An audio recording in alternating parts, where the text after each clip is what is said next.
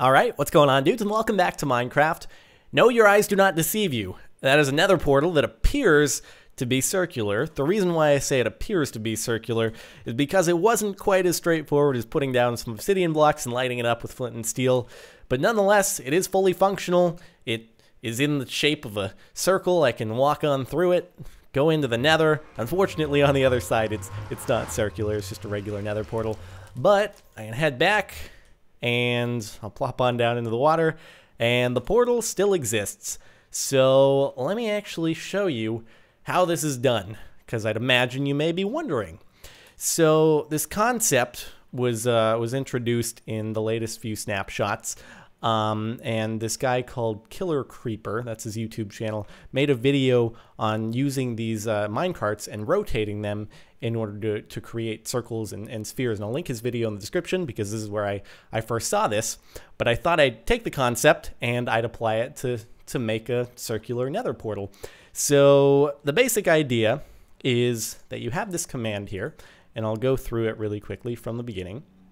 What you have is a summon command, and you're going to summon a minecart, except rather than just having a minecart, you're going to tell it to place a block inside of it. But the block isn't actually inside, it's sort of floating above the minecart. So I'm summoning a rideable minecart. These are just my coordinates for this test location.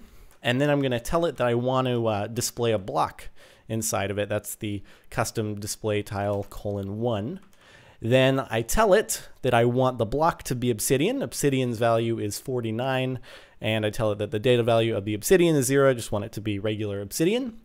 And then I tell it that I want it to display the block 40 units. I'm not sure exactly what the unit measurement is, but in this particular scenario, I'm telling it I want it to display the block 40 units above the location of the minecart, and I'm gonna apply a rotation of the rotation. It's sort of arbitrary at the moment. You'll see where it ends up, and the two F's right there just designate a certain way that the minecart is facing. So anyway, I'm gonna tell it that I want to summon a minecart.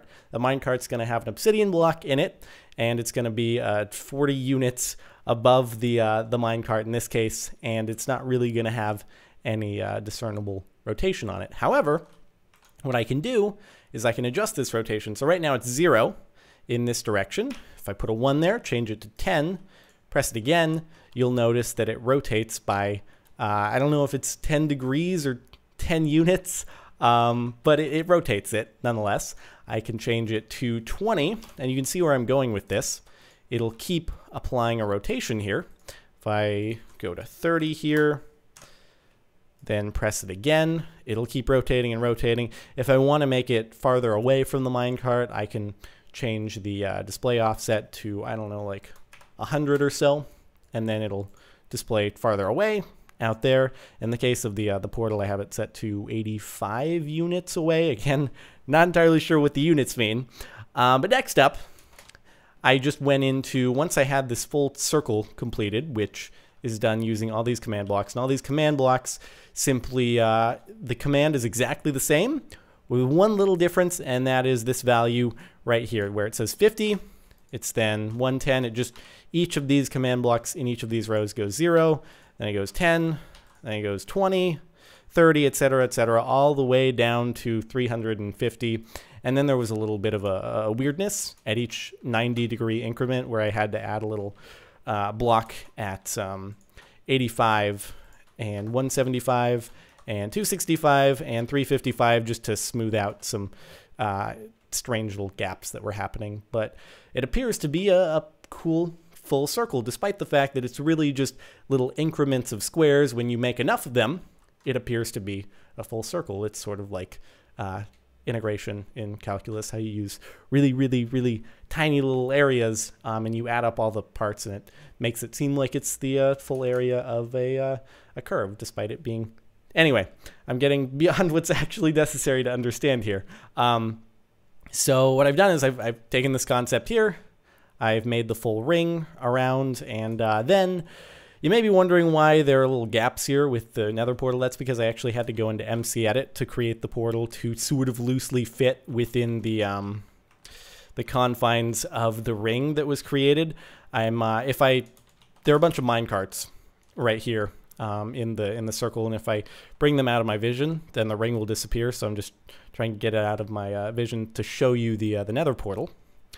So I created an MC edit just so it sort of fits within the boundaries of the ring. It's not entirely perfect, and you may be wondering why I didn't use this same concept to create the portal. So I could do that. The value of a portal is 90, so I spawn one right there. The problem is it's not actually functional. So I walk on through it, and whee, just went flying. Let me destroy those minecarts really quickly. So unfortunately, while it would look much prettier if I did use this same thing in order to make the portal, it wouldn't actually work. So I figured that a functional Nether portal was more important than one that looked perfectly circular. So I went with the MC edit strategy there. But anyway, the final thing here that's making the portal work is this little command block, which what it's doing is every time that it receives a signal, it's clearing all the non-player type entities that are in the location of these minecarts here. So this whole ring is actually being created and deleted, well, like a couple times a second here, every time a redstone pulse happens. And the reason is because you may have noticed that while I spawned some minecarts over here that were at certain angles, when I came back a few seconds later, they were all gone. The only one that was still there was the one that was facing straight up. So if I leave this portal here, if I leave the obsidian ring for too long without refreshing it, all of the minecarts except for the one facing straight up will actually disappear. So that's why I went ahead and applied this refresh to it, where it clears all the blocks and then refreshes them by applying a signal to all these command blocks down here, and just basically resets the ring a couple times a second. I could have done it more infrequently. The problem would be then that when I enter the Nether and come back out again, it wouldn't necessarily instantly refresh the ring around the obsidian ring, which would mean you just have this ugly non-outlined Nether portal here until the next refresh happens. So that's why I decided to do it just a couple times a second. Doesn't really impact performance at all, and just makes things run much more smoothly. And finally, over here, I just have some command blocks that are outputting which magic particles around the portal, hence all the purple things. So just decided to spice it up a little bit, make it a little bit more interesting by throwing those particles around. Thought it looked a bit cooler and more mysterious, and I don't know. the particles are optional. Yeah, but that's the basic gist of it. Just spawning a bunch of minecarts with obsidian tile entities above them, and it just seems to keep wanting to rain here. and then rotate those minecarts in a circle, and you got a ring. And then MC edit, place a portal inside, use some slash particle commands to get some particles, and you're good to go. So yeah, that does it right there. Hopefully you've enjoyed. If you have, a rating would be much appreciated. Yeah, but that's about it. Thanks for watching. And I'll include a download link for the map in the description if you want to mess around with it. And I'll see you next time.